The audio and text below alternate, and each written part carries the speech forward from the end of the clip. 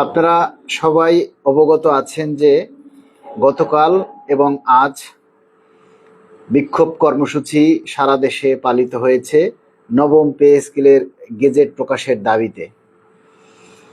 আপনারা যারা অংশগ্রহণ করেছেন বিভিন্ন জায়গা থেকে, ঢাকা শহর সহ ঢাকার বিভিন্ন বাহিরে বিভিন্ন জেলা উপজেলায় যারা কর্মসূচি পালন করেছেন তাদের প্রতি আন্তরিক ধন্যবাদ এবং কৃতজ্ঞতা প্রকাশ করছি।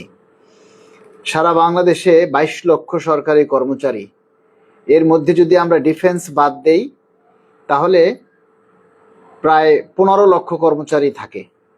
এই 15 লক্ষ কর্মচারীদের মধ্যে থেকে যদি আমি 2 লক্ষ কর্মকর্তা বাদ দেই তাহলেও প্রায় 12 লক্ষ থাকে, 13 লক্ষ থাকে। আরো 3 লক্ষ বাদ দিলাম, 10 লক্ষ কর্মচারী সারা বাংলাদেশে। এই 10 লক্ষ কর্মচারীর মধ্যে মনে করেন 3 লক্ষ কর্মচারী ঘুষখোর, যাদের পে স্কেলের দরকার নেই। এই 3 লক্ষ বাদ দিলাম, থাকলো 7 লক্ষ। এই 7 লক্ষ কর্মচারীর মধ্যে থেকে 2 লক্ষ বাদ দিলাম যাদের আর্থিক অবস্থা ভালো আছে, বেতন পেলেও চলে, বাপ দাদার সম্পত্তি আছে, যা পায় তা দিয়ে তারা চলতে পারে, পে স্কেল না হলেও চলে। বাকি থাকলো 5 লক্ষ। এই 5 লক্ষ কর্মচারীর তো পে স্কেল দরকার। সেই 5 লক্ষ কর্মচারী কোথায়? আজকের তথ্য মোতাবেক সারা বাংলাদেশের যে কর্মসূচি আজকে পালিত হয়েছে, আন্দোলন হয়েছে, এটাকে আরো 3-4 গুণ বাড়াতে হবে যদি পে স্কেল বাস্তবায়ন করতে হয়। নির্বাচনের আগে পে স্কেল বাস্তবায়ন করতে হয়, তাহলে সারা বাংলাদেশের যত পেশাজীবী সংগঠন রয়েছে সকল পেশাজীবী সংগঠনকে হিংসা, বিদ্বেষ, ঝগড়া, বিবাদ, মনোমালিন্য, ভুল বোঝাবুঝি সবকিছু 15 দিনের জন্য ভুলে গিয়ে দাবি আদায় ঐক্য পরিষদের সাথে একাত্মতা প্রকাশ করে সম্মিলিতভাবে কঠিন লাগাতার কর্মসূচি পালন করতে হবে। এমন কর্মসূচি দিতে হবে যে 7 তারিখ থেকে 15 তারিখ পর্যন্ত, 7ই ফেব্রুয়ারি থেকে 15 ফেব্রুয়ারি পর্যন্ত লাগাতার কর্মসূচি চলবে। এভাবে কর্মসূচি ঘোষণা করতে হবে। তাহলে হয়তো আমরা নির্বাচনের আগে পে স্কেলের মুখ দেখব।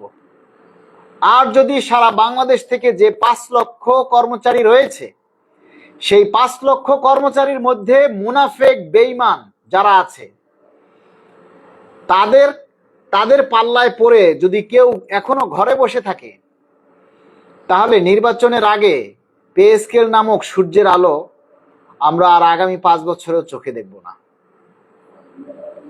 তাই আমাদেরকে হিংসা, বিদ্বেষ সবকিছু ভুলে সবাইকে ঐক্যবদ্ধভাবে রাজপথে নেমে আসতে হবে।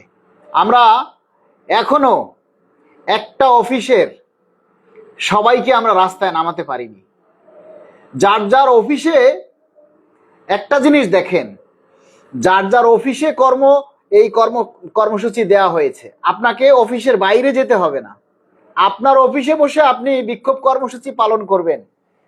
তাও সকল অফিসে পালন করেনি, তাও সকল অফিসের সকল কর্মচারী রাস্তায় নেমে আসেনি।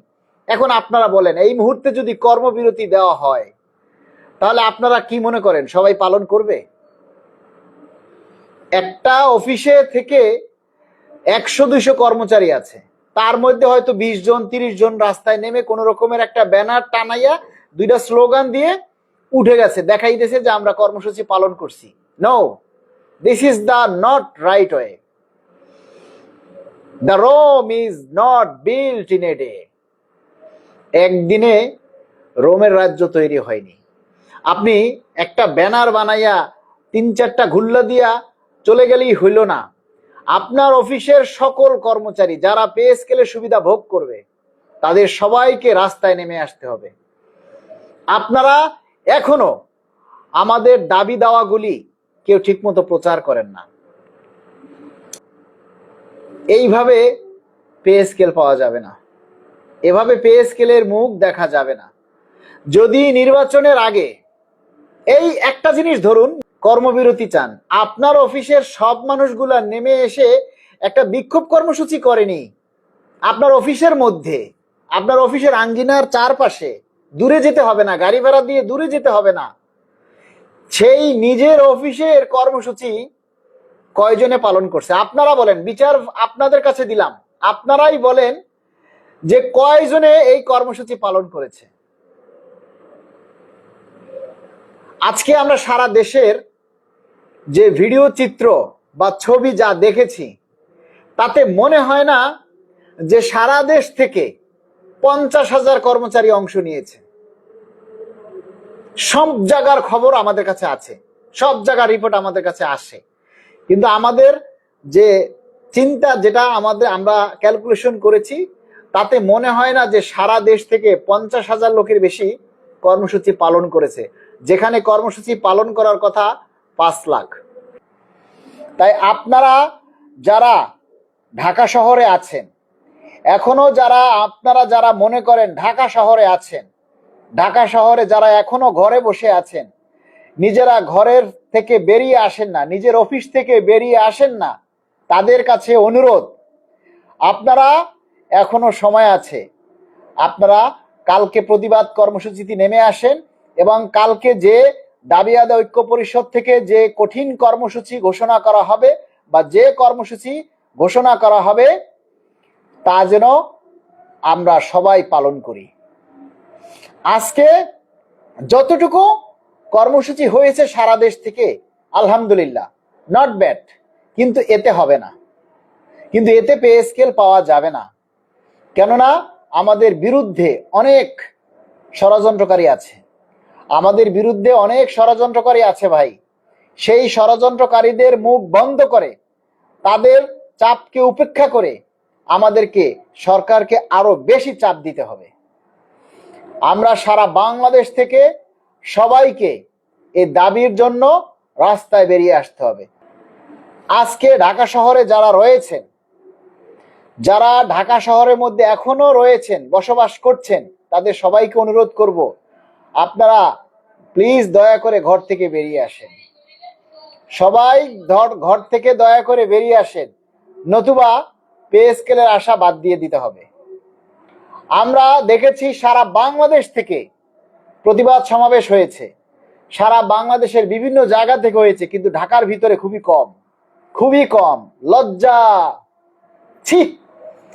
নিজেদেরকে ধিক্কার দিতে ইচ্ছা করে যে ঢাকা শহরের মতো জায়গায় কর্মসূচি নেই।